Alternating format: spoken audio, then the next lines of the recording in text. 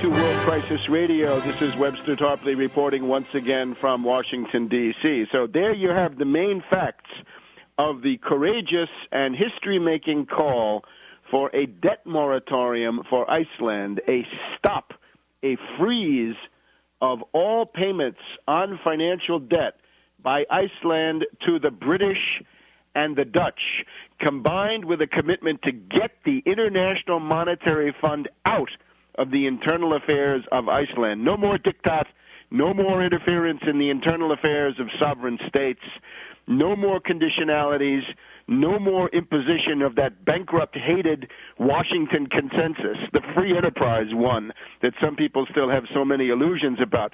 The IMF comes into your country, they crush you.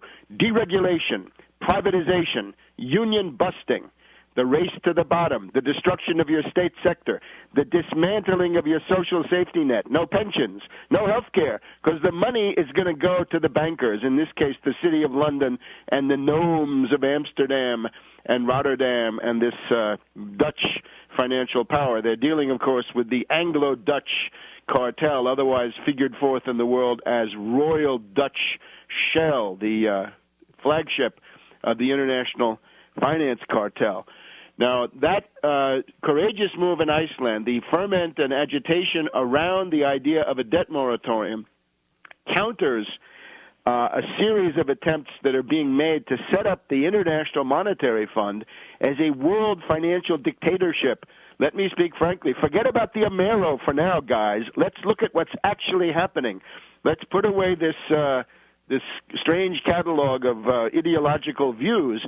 What's actually going on is an attempt to put the International Monetary Fund and its currency, SDRs, special drawing rights, as the world financial dictatorship. And this is the line that has gone through at the G20 in Pittsburgh a couple of weeks ago, and then last week, the International Monetary Fund meeting in Istanbul, a big push by Dominique Strauss-Kahn, the former French finance minister, now the boss of the IMF, who says, look, we have the central banks, we have the Federal Reserve, we have the European Central Bank, the Bank of Japan, and all the rest, but we need something above them, a last line of defense, a lender of last resort for the bankrupt financier oligarchy of the world, so that, for example, if we had a panic run on the Federal Reserve, this is something that happened in 1933, when the banks try to get their money out. The member banks of the Federal Reserve have money on deposit there. If they want to get it out and survive that way, that's a panic run on the Fed. So if that happens, says Dominique Strauss-Kahn, then we're going to have special drawing rights coming in. And this is what's going on. The IMF, we have repeated, has gained $1 trillion in money from this is now $1 trillion from the world. The U.S. has kicked in $100 billion under Obama. This was embodied in the funding bill for the various wars, Afghanistan, Vietnam. It went through with almost no notice. $100 billion for Dominique Strauss-Kahn and the IMF. That's way beyond anything that's been done with this alleged Amero. This is what's actually happening. This is empirical. This is not an ideological chimera. This is what you see. So that's what you've got to fight. Get the U.S. out of the IMF. Get the IMF out of Washington. Not one penny for the IMF. And, of course, in Iceland, there is a growing understanding that once you let the IMF in the door, then you are going to be crushed. And let me just point out, when the IMF comes into Iceland, they're working secretly, but they have a catalog of demands. And they're trying to say, well, we want you to dismantle your health care plan.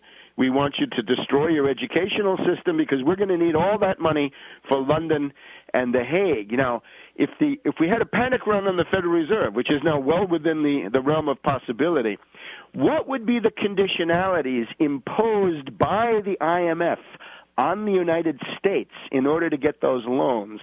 The letter of intent. This would be the Washington consensus turned against us.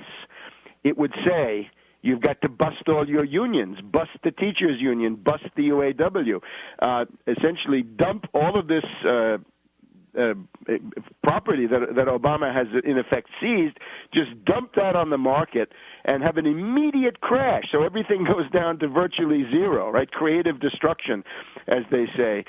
We would be told that Social Security, Medicare, and Medicaid simply cannot be afforded. They have to be abolished, not even wrecked on the gradual installment plan the way Obama wants to do it, but wrecked, looted, sacked. So the money would then go into the Federal Reserve, and then that would be paid to the International Monetary Fund. Now, if you find that some of those things that the IMF would do to us correspond to what some people think of as the freedom agenda, as put forward by certain politicians, that's a moment for you to think very, very deeply about what you're asking for.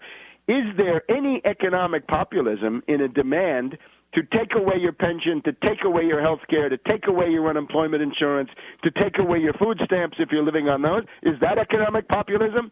There's not a shred, there's not a grain of economic populism in that. That's elitism that's essentially camouflaging itself with a kind of cultural populist demagogy. So if the IMF is going to bail out the Fed, all of us will pay the price. So the Icelanders have learned, don't let the IMF into the door. It's almost impossible to get rid of them. Once they've given you a loan with banker's arithmetic, that debt will keep growing. You'll never be finished paying. So that's what we've got to think about here in the United States. Notice also that in the background, the pound is overtaking the dollar in a number of critical ways. The pound has now gotten over $2 per British pound. This is a very, it's an epic-making thing.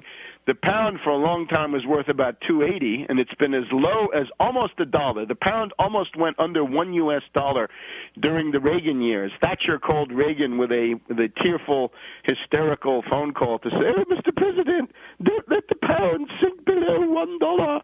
And, of course, stupid Reagan, with his empty head full of Austrian school and Chicago school economic blather, was willing to make that sacrifice for the mother country. By the way, this is the department of Paul Adolph Volcker. This is the department that Volcker was running, the pound support department. But now we find that by any number of measures, London is overtaking New York as the main center for speculation. And the pound has now passed the yen among currency reserves because the various British puppet states of Eastern Europe, the Hungarians, the Poles, the Czechs, and some others, these backward free market plantations that the IMF and NATO have set up, they're putting their money preferentially into London. So watch out for perfide Albion. Watch out for British treachery against the dollar. We'll be back in a minute.